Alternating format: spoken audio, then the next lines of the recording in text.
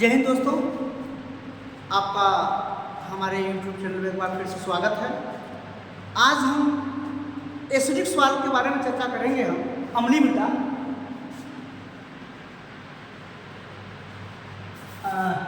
Acidic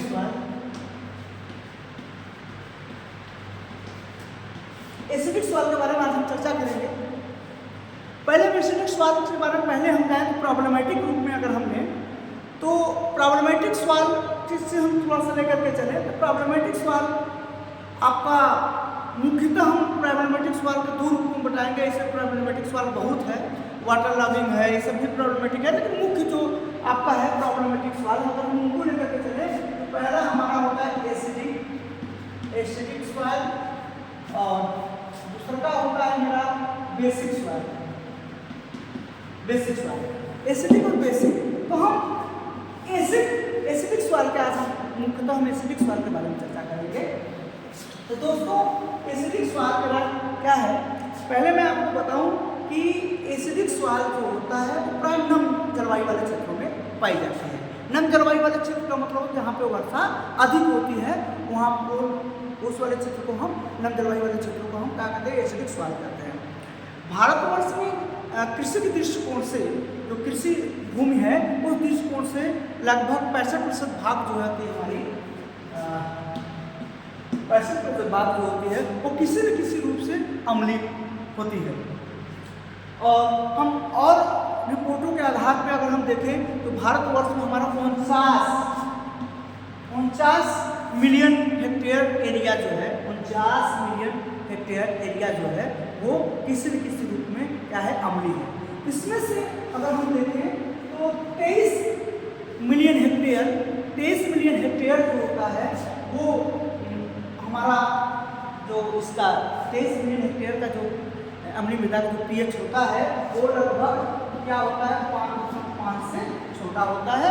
और 26 million hectare area का जो पीएच होता है हमारा वो क्या होता है 5.5 से 7.5 के 6.5 के बीच में होता है। तो मैं उससे पहले आपको बता दूं दोस्तों कि अम्लीय मृदा का जो पीएच होता है वो 7 से कम होता है। जब 7 से कम मृदा होती है, जिस मृदा का पीएच 7 से कम होता है, 7 से कम होता है, वो मृदा क्या होती है, हमारी अम्लीय मृदा कहलाती है। और अमूमन दृष्टिकोण में देखा जाए तो अम्लीय मृदा का जो पीएच होता है वो 4 से 6 के बीच में होता है, वो 4 और 6 के बीच में होता है। इस तरह से ये वितरण हमारी होगी कि किसी न किसी रूप में जो 49 मिलियन हेक्टेयर जो एरिया है हमारा वो आपका जो है किसी न किसी रूप से जो है अम्लीय है। उसमें से 23 मिलियन हेक्टेयर जो है उनका पीएच जो होता है 5.5 से कम होता है। और 26 जो पीएच है 26 मिलियन हेक्टेयर जो है उनका पीएच 5.5 से 7.5 के मध्य होता है। और हमने ये बताया और भौगोलिक दृष्टिकोण से देखा जाए, मैं भारत की चर्चा किया हूँ, भारत में पाने वाले अम्लीय मृदा की चर्चा किया हूँ। और भारत में भौगोलिक दृष्टिकोण से देखा जाए कि 1/4 भाग किसी न किसी रूप से वो अम्लीय है। तो ये हमारा हो गया कि अम्लीय मृदा हमारा कितने पीएच पे कहाँ है, ये बात हो गई। उसके बाद अगर मैं आपको आगे चलूँ तो अम्लीय मृदा का जो पीएच की एक परिभाषा है वो मैं आपको बताऊं कि अम्लीय मृदा क्या होती है, कि ऐसी मृदा जिनमें ऐसी मृदा जिसमें OH आयन की अपेक्षा, ऐसी मृदा जिसमें OH आयन की अपेक्षा OH आयन की सांद्रता क्या हो, अधिक हो, इनकी सांद्रता अधिक हो, वो मृदा हाइड्रोजन के लिए या अम्लीय मृदा कहलाती है। मैं फिर से एक बार रिपीट कर दूं कि ऐसी मृदा जिसमें OH आयन की अपेक्षा OH आयन की सांद्रता अधिक हो वो हाइड्रोजन के लिए या अम्लीय मृदा कहलाती है। और हम ये देखें कि अम्लीय मृदा कैसे कहाँ हो जाती है। हमने आपको बात बताया कि नम जलवायु वाले क्षेत्र का मतलब होता है जहाँ पे बारिश अधिक होती है। बारिश अधिक होने के कारण हम जानते हैं कि मृदा हमारा सरफेस होता है, मृदा सरफेस पे हमारा हाइड्रोजन और फेरस और एल्युमिनियम है ना, और वहीं पे कैल्शियम मैग्नीशियम और पोटेशियम और सोडियम आदि तत्व विद्यमान रहते हैं। यहाँ पे एक तत्व विद्यमान होता है हाइड्रोजन, फेरस, एल्युमिनियम और कैल्शियम, मैग्नीशियम, पोटेशियम, सोडियम तत्व विद्यमान रहते हैं। इसमें से मैं आपको बताऊं तो ये जो हमारे होते हैं हाइड्रोजन, फेरस, एल्युमिनियम जो होते हैं हमारे एक एसिड नेचर के होते हैं, ये एसिड नेचर के होते हैं, जबकि हमारे ये कैल्शियम, मैग्नीशियम, सोडियम, पोटेशियम जो होते हैं वो बेसिक नेचर के होते हैं, बेसिक नेचर के होते हैं। और इनमें क्या होता है कि मैं आपको बात बताऊं कि जब बारिश होती है तो बारिश होने के कारण क्या होता है कि जब मृदा की बारिश की बूंदें पड़ती हैं, हैवी रेनफॉल होती है, तो उसमें क्या होते हैं कि कैल्शियम, मैग्नीशियम, पोटेशियम, सोडियम पानी में अतिशीघ्र घुल जाते हैं। इनकी अपेक्षा इनसे जल्दी ये क्या होता है, घुल जाते हैं। और घुलने के बाद क्या करते हैं, वो पानी के साथ क्या होता है, लीच कर जाते हैं नीचे की तरफ, वो लीच कर जाते हैं नीचे की तरफ, और सरफेस पे से क्या बचता है, हाइड्रोजन, फेरस, एल्युमिनियम, ये सरफेस पे बच जाते हैं। और जब इनकी सरफेस पे अधिकता हो जाती है इनसे, क्योंकि लीच करके नीचे चले जाते हैं, तो इनकी हाइड्रोजन, फेरस, एल्युमिनियम की क्या होती है, सरफेस पे अधिकता हो जाती है। इन अधिकता के कारण जो एक ऑलरेडी एसिड नेचर के होते हैं, तो इनकी अधिकता के कारण मृदाएं जो होती है क्या हो जाती है, वो अम्लीय नेचर की हो जाती है। और दोस्तों मैं आपको बताऊं कि जो मृदा, अभी तो हमने आपको बताया कि कहाँ कितने परसेंट में पाई जाती है, क्यों हो जाती हैं, और हमने आपको ये भी बताया, इनका परिभाषा बताया। हमने परिभाषा एक बार फिर से मैं रिपीट कर देता हूँ कि ऐसी मृदा जिनमें वो एच आयन की अपेक्षा एच आयन की सांद्रता बढ़ जाए, मतलब वो एच जो आयन होता है वो क्या उससे अधिक एच आयन हो जाए, उनकी सांद्रता अधिक हो जाए, तो वो मृदा क्या होता है, हाइड्रोजन के लिए या अम्लीय मृदा कहलाती है। तो हमने आपको ये बात बता दी। और अम्लीय मृदा का प्रकार, अम्लीय मृदा के प्रकार।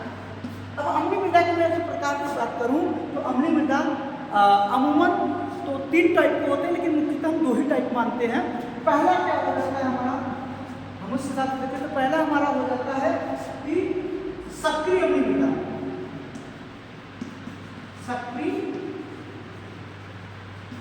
अम्लीय मृदा, सक्रिय अम्लीय मृदा। अभी सक्रिय अम्लीय मृदा क्या होता है, मतलब एक्टिव एसिड,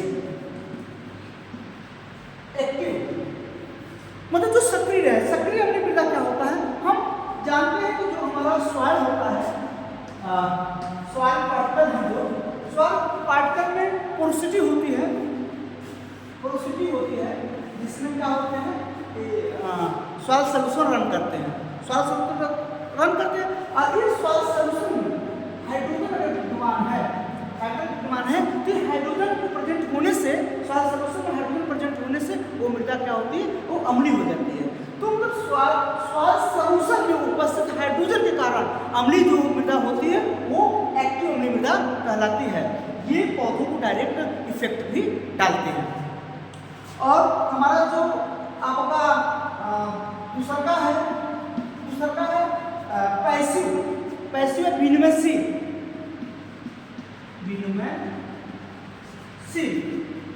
अम्लीय मृदा, विनमेसी अम्लीय मृदा को पैसिव भी कह सकते हैं, एक्सचेंजेबल भी कह सकते हैं, एक्सचेंजेबल कहते हैं। तो ये क्या होता है, एक्सचेंजेबल अगर हम अम्लीय मृदा की बात करें तो ये क्या होता है कि जो ये स्वार्टलाइट्स होती है, स्वार्टलाइट्स में जो हाइड्रोजन विद्यमान रहता है, स्वार्टलाइट में विद्यमान हाइड्रोजन जब सॉल्यूशन में चले आते हैं, इनका विनिमय होता है, स्वार्टलाइट से सॉल्यूशन में जब विनिमय होता है, उसके कारण जो अम्लीयता होती है उससे क्या कहते हैं, सक्रिय, विनिमयशील या पैसिव या एक्सचेंजेबल अम्लीय मृदा कहते हैं। वही दोस्तों अगर मैं आगे बात करूं तो तीसरा मेरा, हमने आपको सिलेबस में आपको वही बताया, लेकिन एक्चुअली में 3 होते हैं, जैसे हमने बताया। एक होता है रिजर्व अम्लीय मृदा। रिजर्व अम्लीय मृदा क्या होता है, रिजर्व अम्लीय मृदा क्या होता है कि आप ऐसे समझ लीजिए कि अगर हम अम्लीय मृदा का जो है कि संशोधन करें, उसको सुधार करें, तो हम 100% नहीं कर सकते हैं। तो जो 100% नहीं कर सकते, तो हमारा अम्लता बची रहती है वही हमारा रियल अम्लीय मृदा कहलाती है। तो ये तो हो गया अम्लीय मृदा का हमारा प्रकार हो गया दोस्तों। तो हमने आपको अम्लीय मृदा का कहाँ कहाँ कैसे कैसे वितरित है, क्या है, ये सब चीज़ों के बारे में बताया। अम्लीय मृदा के प्रकार के हमने आपको बताया, उसकी परिभाषा क्या बताया।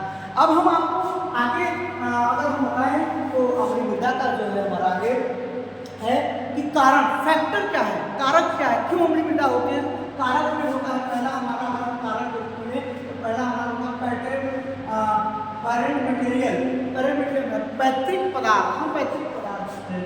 अगर हमारी जो मृदा है अगर वो अम्लीय चट्टानों से अगर वेदरिंग होकर के बनी है, अम्लीय चट्टानों से अगर हमारा कोई मृदा बनी है तो क्या होती है, वो अम्लीय मृदा हो जाएगी। वो मृदा क्या होगी, अम्लीय मृदा होगी। क्योंकि आप जानते हैं कि जेनेटिकल जैसे कि जैसा पिता है वैसा पुत्र हो गए, उनके गुण उसमें पाई जाएगी, ऐसा होता है। तो ठीक उसी प्रकार से जो अम्लीय प्रकार के जो चट्टान है, जैसे अग्नि चट्टान है, अग्नि चट्टान का ग्रेनाइट है, उससे अगर से हमारा जो अगर मृदा बनेगी तो वो मृदा हमारा क्या होगी, वो अम्लीय मृदा कहलाएगी। हम कारक की बात करना है। दूसरा हैवी रेनफॉल, मतलब अत्यधिक बारिश। हैवी रेनफॉल में क्या होता है, अत्यधिक बारिश, अत्यधिक वर्षा के कारण, मतलब हैवी रेनफॉल। हमने आपको पहले ही जिक्र किया कि जब बारिश होती है तो क्या होता है, तेज बारिश होती है तो उसके सरफेस पे हाइड्रोजन, फ्लोरस, एल्युमिनियम जो विद्यमान है और कैल्शियम, मैग्नीशियम, पोटेशियम, सोडियम जो विद्यमान है, ये क्या होता है, इसमें से calcium, magnesium, potassium, sodium lynch करके नीचे चला जाता है। सरफेस पे क्या बचते हैं, हाइड्रोजन बचते हैं, फ्लोरस बचते हैं। ये सब क्या होते हैं, अम्लीयता के कारण होते हैं। और मैं अगर तीसरी बात करूं तो आपका पैरेंट मटेरियल होगा, अत्यधिक वर्षा होगी। अगर मैं तीसरी में बात करूं तो आपको यहाँ पर कार्बनिक पदार्थ जब डिकम्पोज होती है तो डिकम्पोज उसको होने से कार्बन डाइऑक्साइड निकलता है। कार्बन डाइऑक्साइड जो होता है CO2 होता है, जल से क्या करके क्या बना लेता है, H2SO3 बना लेता है, जो कि बाद में उसके स्वाल पार्टिकल से स्वाल के ऊपर जो प्रेजेंट सोडियम, कैल्शियम उसको हटा के फिर से हाइड्रोजन वहाँ पे जुड़ जाता है, उससे मृदा अम्लीय बन जाती है। हमने आपको ये बताया कि कार्बनिक पदार्थ और तीसरा, और हम अगर चौथे ग्रुप की बात करें हम तो अत्यधिक अम्लीय खाद का प्रयोग करना, एसिडिक फर्टिलाइजर का यूज करना, उर्वरक अम्लीय उर्वरकों का अधिक प्रयोग करना, ठीक है, अम्लीय उर्वरकों का प्रयोग करना अधिक। हम जब अम्लीय उर्वरकों का अत्यधिक प्रयोग करते हैं, जैसे आप तो हमारी मृदा अम्लीय, जैसे हम कह सकते हैं कि जो अमोनियम ग्रुप जितनी भी खाद होती हैं वो अम्लीय होती है। यूरिया भी क्या होता है, अम्लीय नेचर का होता है। तो जब हम अमोनियम युक्त जब हम खाद डालते हैं तो उसमें क्या करता है, वो मृदा के जो क्लोराइड्स पे जो आपका सोडियम, कैल्शियम है उसको अमोनियम रिफ्लेक्स कर देता है, उसका क्लोराइड पे अमोनियम आ जाता है, जिसके कारण जो होती है हमारी मृदाएं अम्लीय हो जाती हैं। तो ये सब जो हमने आपको फैक्टर बताया अम्लीय मृदा का। और अम्लीय मृदा का सुधार की अगर मैं बात करूं तो अम्लीय मृदा का जो सुधार है वो, अगर मैं इसके सुधार की बात करूं तो अम्लीय मृदा का सुधार चूने से होता है। जैसे मैं कह देता हूं कि चूने को धरती में मिलाने वाला चाहिए और अम्लीय मृदा को बचाने वाला चाहिए। तो दोस्तों अगर मैं अम्लीय मृदा की बात करूं और उसके सुधार की बात करूं वो कैसे सुधरता है, तो हम वीडियो चूंकि लंबा न हो, हम शॉर्टकट में आपको बता देते हैं कि इसके सरफेस पे जो सॉइल सरफेस पे जो हाइड्रोजन मौजूद है, अगर इसमें किसी भी प्रकार का हम चूना मिला दें, मान लीजिए चूना मिला दें और हम एक CaOH का ट्वाइस मिला दें और हम यहाँ पे कैल्शियम CO3 मिला दें और यहाँ पे हम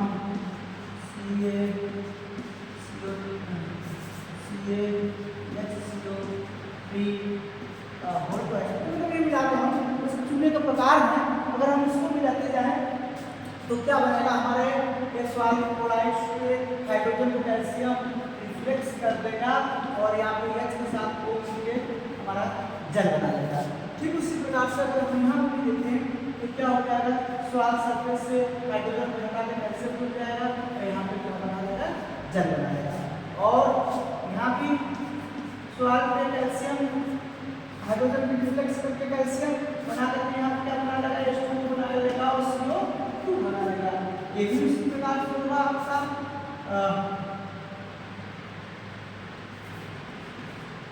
ये भी उसी प्रकार से होगा आपका कि यहाँ पे कैल्शियम आ जाएगा और ये क्या होगा, जल बनाएगा और CO2 बनाएगा।